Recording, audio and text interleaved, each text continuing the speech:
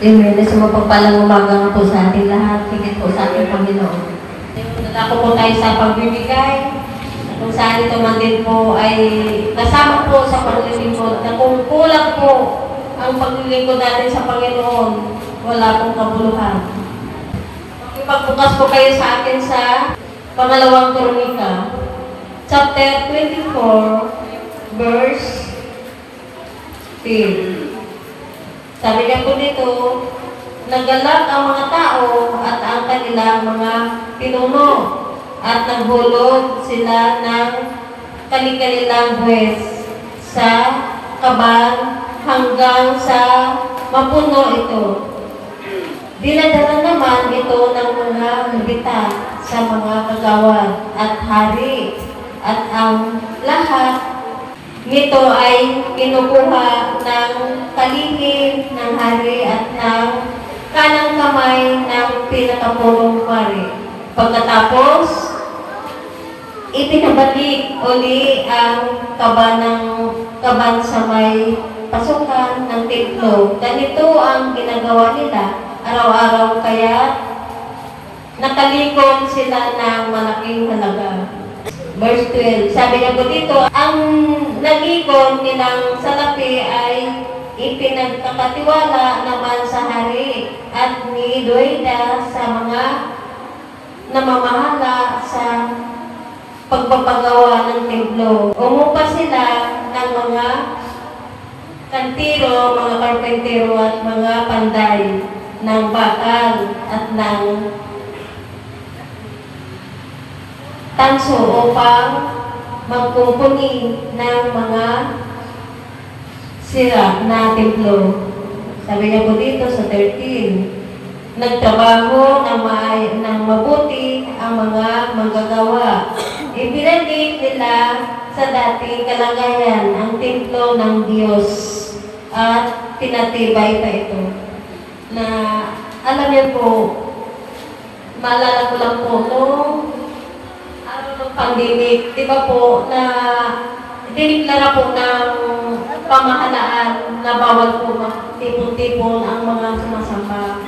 Pero alam niyo po, sa kalagayan noon, hindi po natin tinigil ang paglilingkod natin sa Panginoon dahil sa ating malakas Torah na binigyan ng Panginoon ng kaalaman at karunungan upang hindi po tayo magkulang sa paglilingkod sa ating Panginoon. Di ba po? Sinabi pa nga ng ating mahal na pastoran na bawat bahay doon po ang gawain. Nangyari nga po yun. Pero alam niyo po, sa ginawa ng Panginoon sa buhay ng ating mga pastora, yun po ay talagang naganap po itong ating templo na lalo pa pong pinaganda. Ito po ay dahil sa kalooban ng Panginoon na kung saan tayo po noon, nagtatagupan po tayo noon sa pagsamba, di ba po? Pero hindi po hinayaan ng ating mga pastora na patigil ang pagsamba natin. Di ba po? Kaya yun, ito po ay dahil sa ating pagtatapat sa Kanya. Di ba po? Na ang ating mga nangigong, ito ay magamit sa mga pangangailangan ng church sa loob. Lalo na po mga upuan, di ba po? Kailangan po yun sa mga gitara, sa mga drum set, di ba po? Lahat ng mga pangangailangan ng ating church, ito po ay natugunan. Di ba po? Dahil sa karunungan at kaalaman natin mga pastora. Di ba po? Kaya yun, alam niyo po, sa ating mga buhay, patuloy lamang po tayo magtapat sa ating Panginoon na hanggang mari. Sabi nga po sa Malakias 13, na ito po ay dalhin po natin ang ikasampung bahagi natin upang itong ikasampung bahagi ay makatugon sa pangangailangan natin dahil panambahan. Di ba po ba? Di ba po? Di ba yun po ang layunin ng Panginoon na sa ikasampung bahagi lang. Ito ay makakatugunan po sa pangangailangan natin dahil panambaan. Di ba po? Kaya yun, alam niyo po sa pagtatapat, hindi po mahirap. Hindi po mahirap po pagtatapat sa ating Panginoon.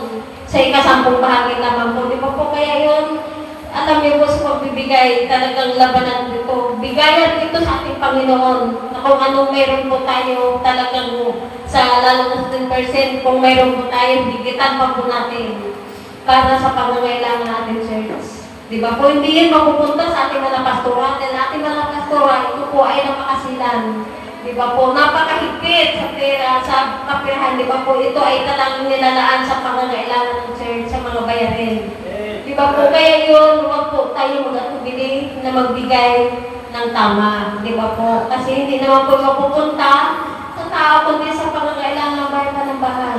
Di ba po? Kaya yun, salamat po sa ating mga buhay na nawa patuloy naman po tayo magtapat sa ating Panginoon. Di ba po? Inayayahan po kayo na makipagbukas po kayo sa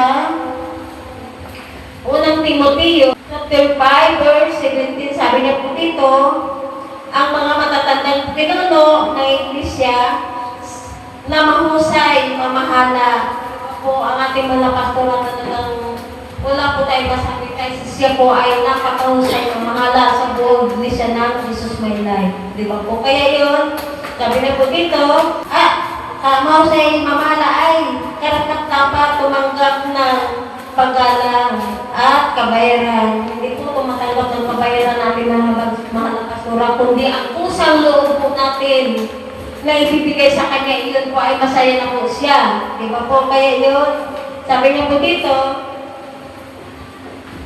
lalo na yung mga masigasig sa pangangaral at pagtuturo ng salita ng Diyos.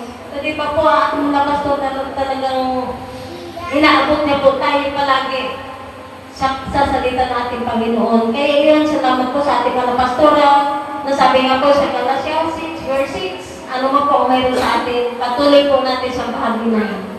Di ba po kasi siya, di ba po, siya po yung umarap sa Panginoon para sa ating lahat na mapamahalaan tayo na ating mga pastora. Di ba po, maging abog siya ng Jesus My Life. Yun po, salamat po sa buhay po natin mga pastora na patuloy din po natin siya, bahagi na kung ano po meron sa atin. Kaya yun, patuloy po tayo nagbigay. Mayroon po dyan tayo sinupering, love-gift, maging sa mission, at saka sa salo-salo. Sige po, patuloy po tayo nagbigay.